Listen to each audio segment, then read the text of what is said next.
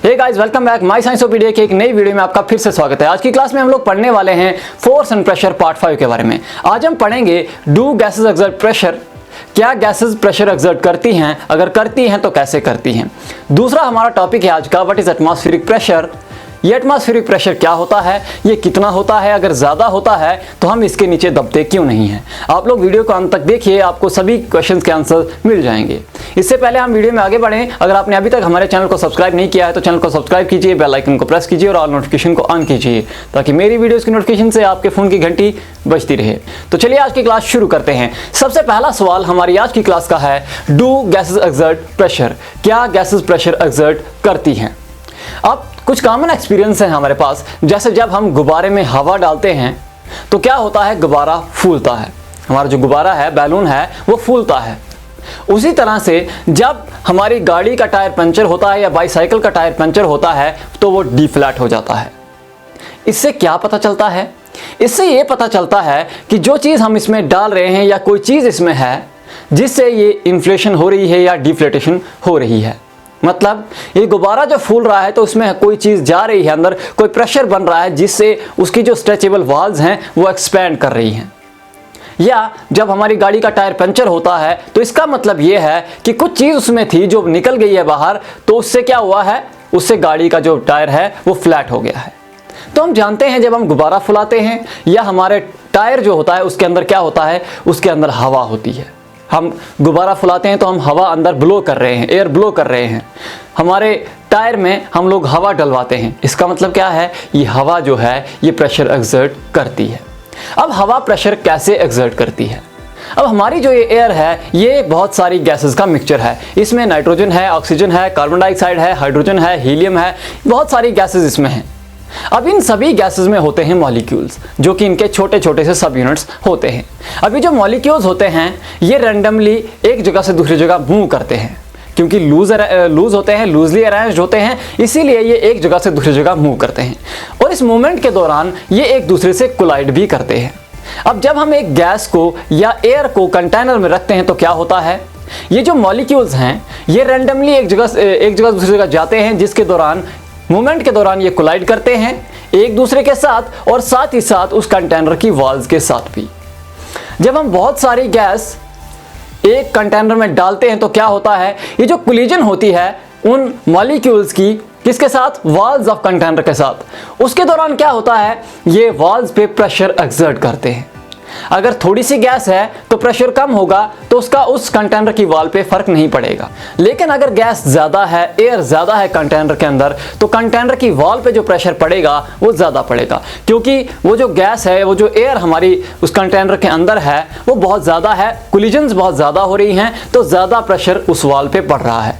अगर wall stretchable है तो वो एक्सपैंड करेगी, अगर स्ट्रेचेबल नहीं है तो वॉल टूट जाएगी। ठीक है, जैसे हमारे बैलून की बात अगर हम करें तो क्या होता है, जब हम उसमें थोड़ी सी हवा डालते हैं तो बैलून ज़्यादा फूलता नहीं है, इन्फ्लेट नहीं करता है। लेकिन जब हम ज़्यादा उसमें हवा डालते हैं तो क्या होता है, ज़्यादा हवा मतलब ज़्यादा मॉलिक्यूल्स मतलब ज़्यादा कोलिजन्स, ज़्यादा कोलिजन्स मतलब ज़्यादा प्रेशर वॉल्स पे, तो उससे क्या होता है, इन्फ्लेशन होती है। अगर हम कंटिन्यूसली गुब्बारे में हवा डालते रहेंगे तो एक स्टेज आएगी गुब्बारा फट जाएगा।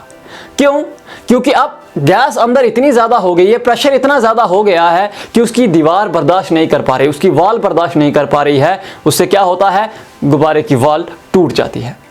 मेरा कहने का मतलब ये है कि ये जो गैसेस होती हैं ये प्रेशर एक्सर्ट ऐसे करती हैं, इसमें जो मॉलिक्यूल्स होते हैं वो प्रेशर एक्सर्ट करते हैं, वो कोलिजन्स की वजह से प्रेशर एक्सर्ट करते हैं वॉल्स पे।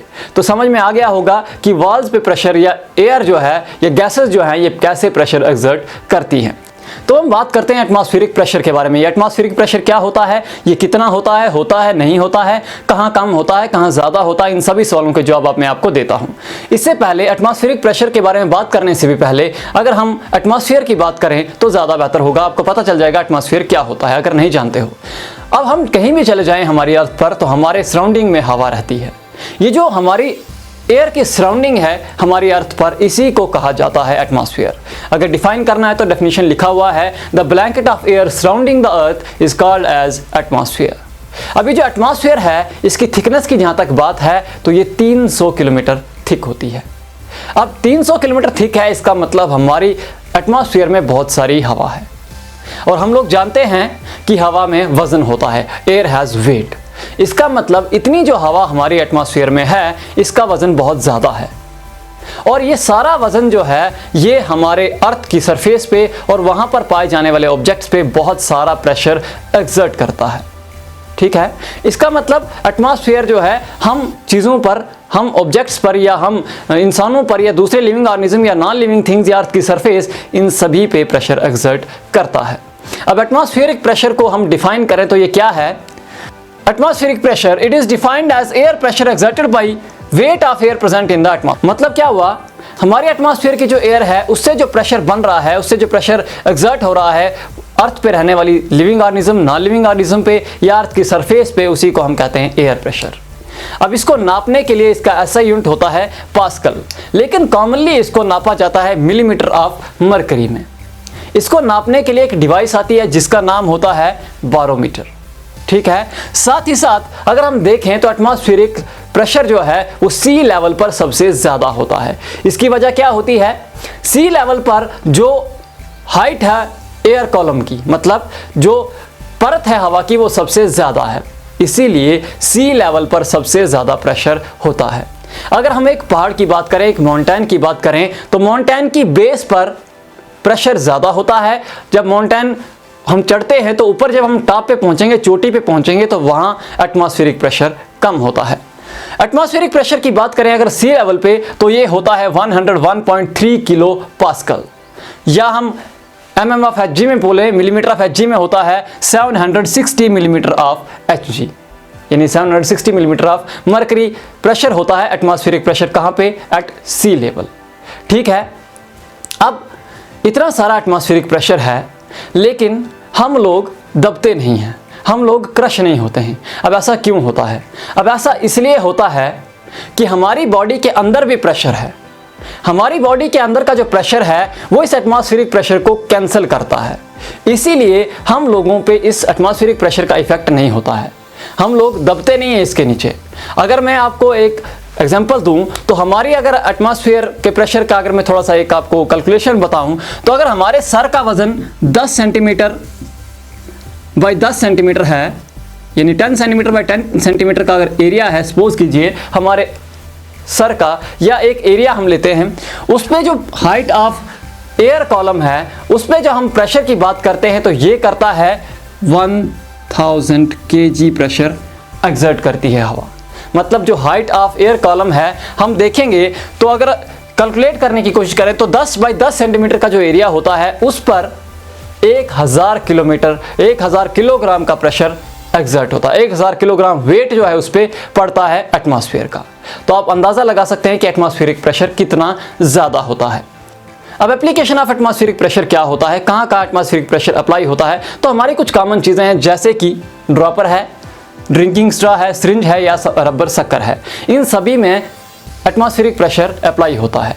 जैसे ड्रॉपर में जब हम ड्रॉपर को लिक्विड में डालते हैं और उसका वो रबर बल्ब पीछे से क्या करते हैं, प्रेस करते हैं, तो क्या होता है उस रबर बल्ब के अंदर और वो जो पाइप है उसमें, वो जो बल्ब के साथ साथ जो ग्लास ट्यूब लगी हुई है उसमें प्रेशर कम हो जाता है हवा का। जब हम उसको छोड़ते हैं तो बाहर से एटमॉस्फेरिक प्रेशर लिक्विड पे एक्ट करता है और वो उसको अंदर धकेलता है, पुश करता है, ताकि प्रेशर मेंटेन हो जाए। दूसरी चीज़ ड्रिंकिंग स्ट्रॉ की बात कर रहा हूँ। हम जूस लेते हैं ना, रियल जूस, तो जब हम उसमें स्ट्रॉ डालते हैं तो क्या करते हैं, हम सक करते हैं। जब हम सक करते हैं तो हम उस स्ट्रॉ के अंदर की एयर को सक करते हैं। उससे क्या होता है, उसके अंदर प्रेशर कम हो जाता है, स्ट्रॉ के अंदर एयर का प्रेशर कम होता है, तो बाहर से एटमॉस्फेयर जो है उस प्रेशर को बैलेंस करने के लिए प्रेशर एक्सर्ट करता है, जिससे लिक्विड हमारे मुंह में आता है। इसी तरह से सिरिंज और रबर भी काम करते हैं। अब एटमॉस्फेरिक प्रेशर होता है या नहीं होता है, मैंने आपको पहले कहा था कि हम एक एक्टिविटी करेंगे जिसके माध्यम से हम समझेंगे कि एटमॉस्फेरिक प्रेशर होता है या नहीं होता है। तो चलिए हम एक्टिविटी कर लेते हैं। तो इस एक्टिविटी के माध्यम से हम समझेंगे कि एटमॉस्फेरिक प्रेशर एक्ट करता है या नहीं करता है। इस एक्टिविटी को करने के लिए हमको क्या चाहिए, हमको चाहिए एक टम्बलर, हमको चाहिए वाटर और हमको चाहिए ये एक पोस्ट कार्ड का पीस, या हम कहेंगे कि कार्ड का पीस जो थोड़ा हार्ड हो और यहाँ पर इसको अच्छे से कवर कर पाए। हमने करना क्या है, सबसे पहले हमने इसको पानी से भरना है, इस गिलास को।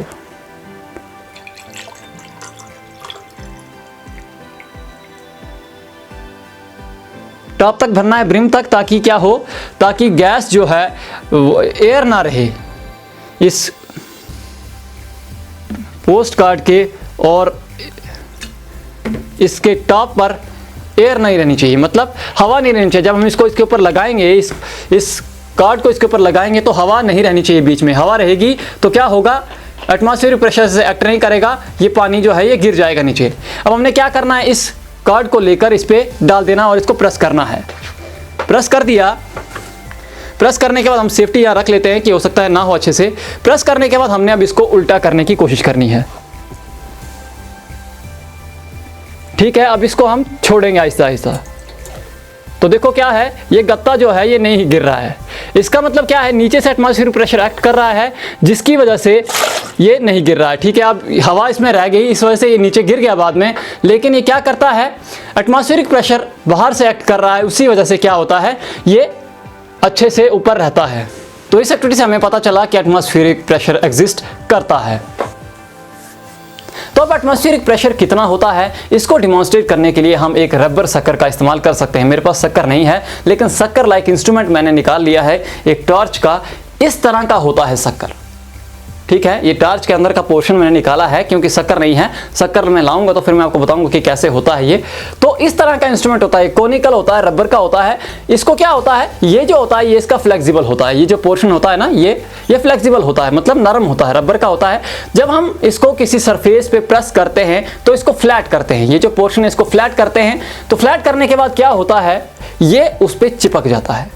ठीक है, क्योंकि हवा जो है इसके अंदर से निकल जाती है बाहर, मैक्सिमम हवा निकल जाती है, तो ये एयर प्रेशर की वजह से, एटमॉस्फेरिक प्रेशर की वजह से उस सरफेस पे चिपक जाता है। अगर हम वहां पर इसके अंदर से सारी एयर निकालने में कामयाब हो जाए किसी भी तरीके से, अगर हम इसके अंदर वैक्यूम लगा लें और वैक्यूम से हम सारी हवा खींच लें बाहर, तो it is impossible to remove that शक्कर फ्रॉम द सरफेस। हम उस सरफेस से इस शक्कर को नहीं हटा सकते हैं, चाहे हम कितनी भी फोर्स लगा दें। मतलब उतनी ज्यादा एटमॉस्फेरिक प्रेशर है कि हम इस शक्कर को उस दीवार से नहीं हटा पाएंगे। समझ में आ गई बात? तो इसका मतलब क्या है कि इमेंस एटमॉस्फेरिक प्रेशर हमारी अर्थ पे या हमारी सरफेसेस पे एक्ट करता है। तो आज की क्लास में इतना ही, लेकिन जाने से पहले वीडियो को लाइक कीजिए, कमेंट कीजिए, शेयर कीजिए, ताकि ज्यादा से ज्यादा लोगों तक वीडियो पहुंच पाए। फिलहाल अभी के लिए इतना ही, फिर मिलते हैं एक नई वीडियो में, तब तक के लिए अलविदा।